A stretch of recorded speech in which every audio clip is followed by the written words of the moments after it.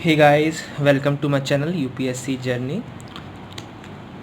Today we will be studying Revolt of 1857 in our history series.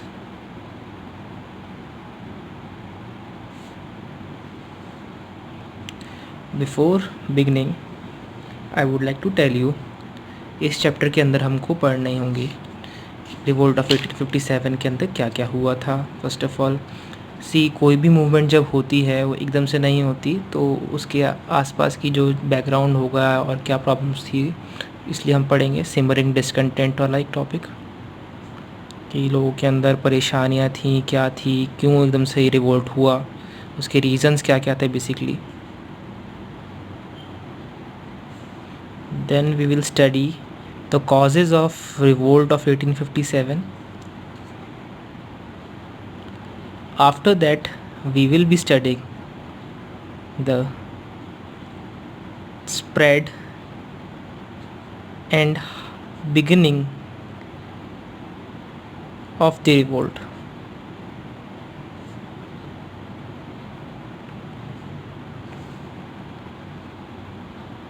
And then suppression,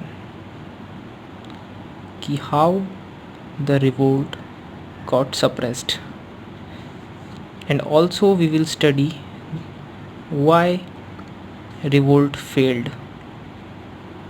फ़िलहाल के लिए आज इस वीडियो के अंदर as to make this video short, I will be covering simmering discontent and the causes of the revolt. First we'll complete simmering discontent and then हम causes के बारे में पढ़ेंगे revolt of 1857 के।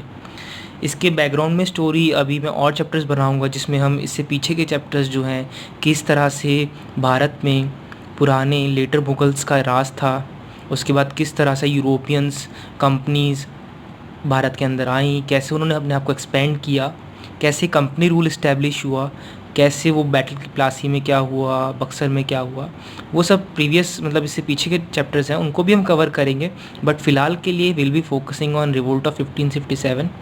1757 में as we know battle of Plassey हो गई थी, जिसके बाद से कंपनी ने अपना रूल भारत में बढ़ाना स्टार्ट कर दिया था। ओके, सो सिमरिंग डिसकंटेंट, अब कोई रिवोल्ट होता है, अगर आप भी किसी चीज़ से परेशान होते हो तो कोई भी चीज़ एकदम से ऑल ऑफ सडन नहीं होती है, कोई ना कोई पीछे से रीज़न चलता आ रहा होता है। सपोज़ आप अपने फैमिली में या किसी फ्रेंड से थोड़ी थोड़ी नाराज़गी चल रही होती है धीरे धीरे धीरे धीरे, एंड देन एक सर्टन टाइम के बाद एक ओकेजन आती है, एक चीज़ मिल जाती है जिसके बाद आपको बस बहुत गुस्सा आता है ना, यू एंड एवरीथिंग लाइक उसी टाइम पे। सो इसीलिए रिवोल्ट ऑफ 1857 से पहले ही बहुत सारी चीज़ें हो चुकी थी, लोग इतने परेशान हो चुके थे। एक रीज़न नहीं होता, बहुत सारे मल्टीपल रीज़न थे, that we will be covering in this video. तो हम वो डिटेल में देखेंगे क्या चीज़ थी। इसलिए it is said that there was a simmering discontent before the revolt of 1857, and because of this simmering discontent it gave an occasion for the revolt of 1857. So please, I am repeating once again, there was a simmering discontent before revolt of 1857, and this simmering discontent gave rise to the revolt of 1857. लोग परेशान थे, परेशान किससे थे अब हम वो पढ़ते हैं। सिमरिंग डिसकंटेंट, तीन चीज़ें थी। First thing is economic exploitation,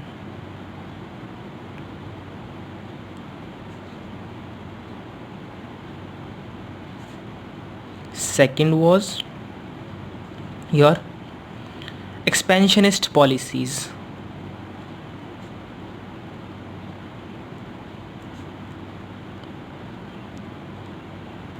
and third was your administrative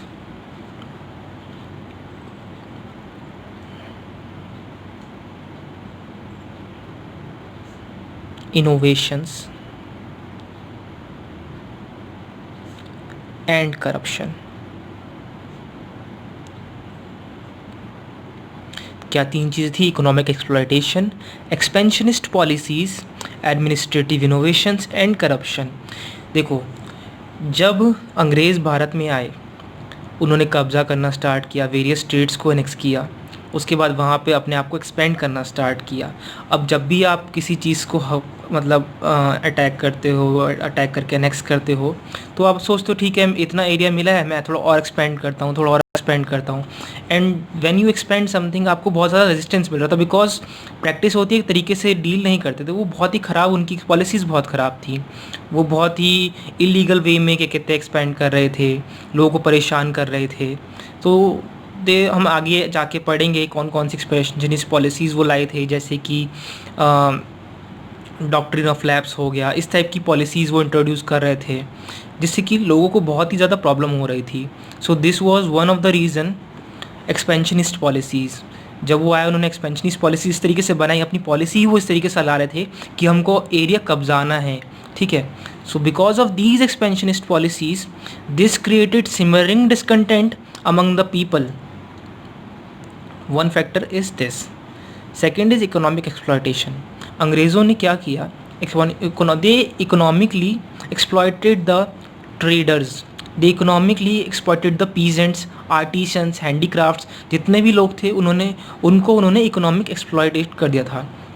कहने का मतलब ये हुआ कि उन्होंने क्या किया, जो बाहर के गुड्स थे उनको लो टैक्स पे इंट्रोड्यूस करना स्टार्ट किया। ऐसे ऐसे करके उन्होंने कई सारी इकोनॉमिक ली, जिससे हमारी इकोनॉमी ग्रो ना हो। उन्होंने अपनी इकोनॉमी को अपना, ऑब्वियसली दे हैड सर्टेन, उनके दिमाग में चल रहा था माइंड में कि हमको अपने आप को एक्सपेंड करना है और ज़्यादा से ज़्यादा प्रॉफिट निकालना है, because it was a company rule, east India company थी, तो उनको प्रॉफिट निकालना था। सो इकोनॉमिक एक्सप्लॉयटेशन तो हुआ था और लोग बहुत ही ज़्यादा परेशान हो गए थे, because this was one of the reason जिसकी वजह से आज भी इंडिया में काफ़ी लोग इकोनॉमिकली वीक हैं। इतना उन्होंने वीक कर दिया हम लोगों को इकोनॉमिकली, सारी चीज़ लूट लूट के ले गए। भारत को सोने की चिड़िया बोलते थे एक टाइम पे, और आज वो चीज़ आपको पता है कितनी क्या कर दी है। Third is your administrative innovation and corruption. नए नए ऑफिस बन रहे हैं, ऑफिस के अंदर करप्शन चल रहा है, जो ऑफिसर्स थे वो लॉयल नहीं थे, मतलब बिल्कुल भी क्या कहते हैं लोगों को तंग करते थे, करप्ट थे, और अपने आप को क्या कहते हैं मतलब एक तरीके से एडमिनिस्ट्रेशन की जगह वो जो थे तो बहुत ही डिस्क्रिमिनेटेड फील करते थे। रेशियल बैकग्राउंड्स भी थे, इसके बीच में रेशियल टोन्स भी थी।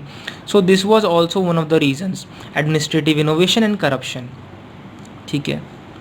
सो सिमरिंग डिसकंटेंट ये था। आगे जाके हम इसको पढ़ेंगे, ठीक है, कि क्या क्या पॉलिसीज़ थी कॉजेज़ के अंदर। Now let us talk about the causes of revolt of 1857. Let me write it over here. I hope this is visible.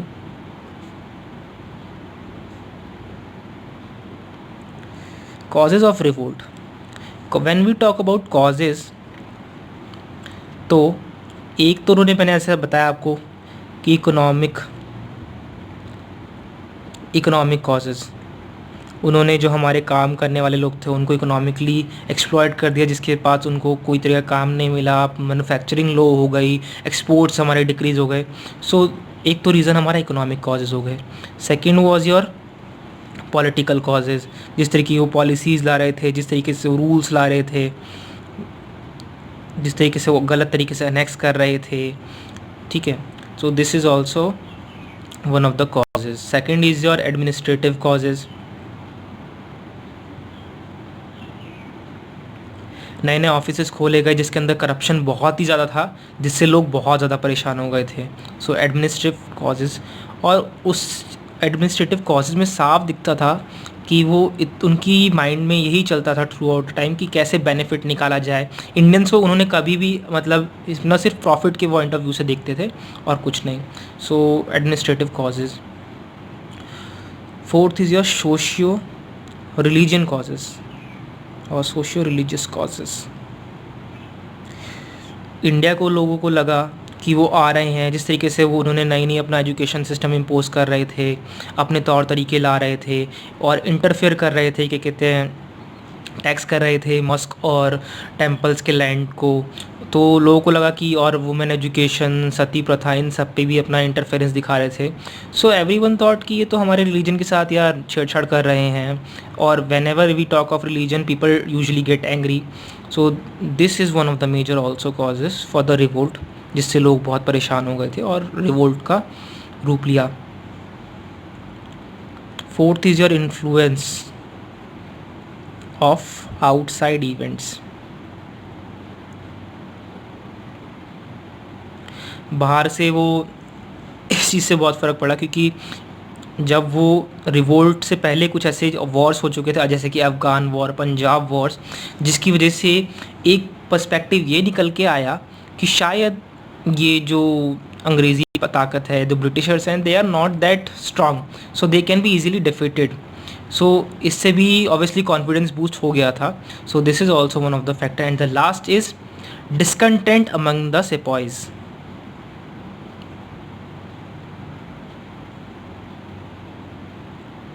जो ब्रिटिशर्स की आर्मी थी उसके अंदर जो सिपॉइज थे, जो अलग अलग रेजिमेंट में सिपॉइज थे, वो बहुत परेशान हो गए थे।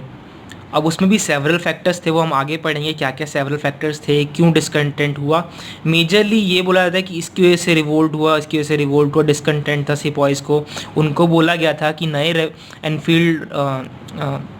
एनफील्ड राइफ़ल इंट्रोड्यूस किए गए हैं, जिसमें जो उसके कार्ट्रिजेज है, उसका रैपर जो है, उसमें fat of pig and cow है। सो उनको ये चीज़ पसंद नहीं आई और उन्होंने इसको अगेंस्ट अपनी आवाज़ रेज़ करनी स्टार्ट की और बहुत अनरेस्ट कॉज हुआ था।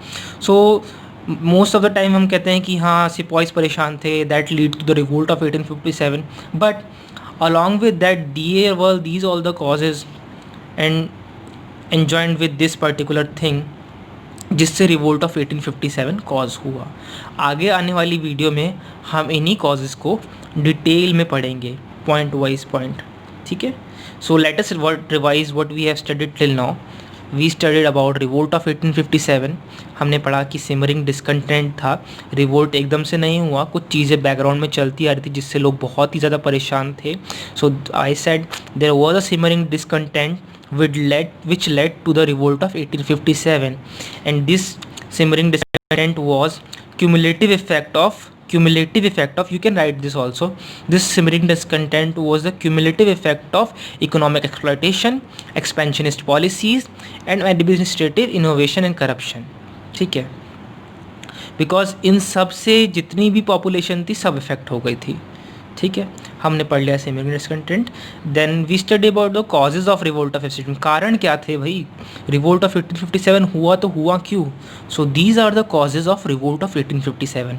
First is your economic causes, किस तरह से उन्होंने इकोनॉमी को छेड़छाड़ करी, किस तरह से जो हमारे आर्टिसन थे, आर्टिस्ट थे, ट्रेडर्स थे, मैन्युफैक्चर था, क्रिपल किया उसको, वो सब इसके अंदर आता है। पॉलिटिकल कॉजेज़, वो नई नई पॉलिसीज़ ला रहे थे, इलीगल तरीके से अपना एरिया एक्सपैंड कर रहे थे, ठीक है। अपने रूल को स्टैब्लिश करने के लिए बहुत ही गलत गलत चीज़ों का उन्होंने चीज़ यूज़ की, ठीक है।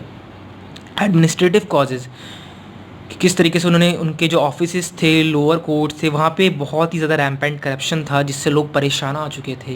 And that cause also led to the revolt of 1857।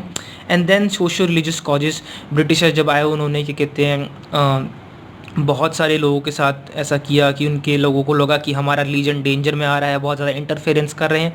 Plus जब भी ऐसी चीज़ें होती हैं, रूमर्स हमेशा से साथ साथ चलते आ रहे हैं, तो रूमर्स भी बहुत कॉज हो जाते थे। भले ही छोटी सी बात होती थी बट वो इतना बड़ा रूमर हो जाती थी, लोगों को परेशान होते कि yes they are playing with our religion. So this was also one of the cause. Influence of outside event, revolt of 1857 जो था कोइंसाइड हुआ बहुत सारे बाहर के इवेंट जहाँ पे ब्रिटिशर्स ने बहुत सारे लॉसेस सफ़र किए, जिससे लोगों के अंदर कॉन्फिडेंस आ गया कि हाँ वो तो बाहर भी प्रॉब्लम में आ रहे हैं, तो शायद हम उनको डिफीट कर सकते हैं। सो let us revolt against them. So this also caused the revolt of 1857। discontent among the sepoys को लगा कि वो जो नई एनफील्ड राइफल्स आ रही हैं उनमें काऊ का फैट है, पिग का फैट है उनके कार्टेजेस में, जो हमको अपने मुंह से उसका रैपर फाड़ना पड़ेगा लोड करने से पहले। So this is also one of the biggest factor which led to the revolt of 1857।